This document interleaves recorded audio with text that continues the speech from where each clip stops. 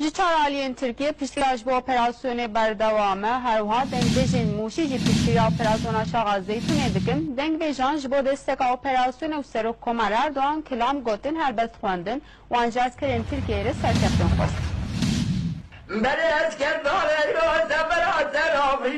Dengbêj bîr û hefîzeya milletê Kurdin.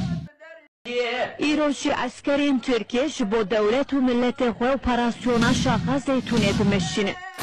خودی اوا دعوا هانی دعوا اسلامیتی کردیکی مینه کردیکی مینه کردیکی مینه کردیکی مینه کردیکی مینه کردیکی دره یک خاک حبینه یک اسلامیته بیوانا هر بودنا وارا برونه اوا نه کرده نه اسلامه اوا دجمنی دین محمد و ترکیه جمهوریت دولتیه و ترکیه جمهوریت دولتیه و ترکیه جمهوریت دولتیه Dengbêjan ji bo askerên Tirkiye serkeftin xwest.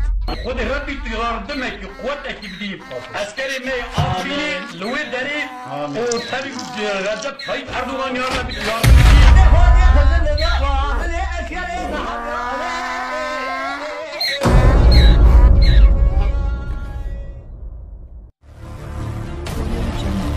آماده‌کاری سردار رحمان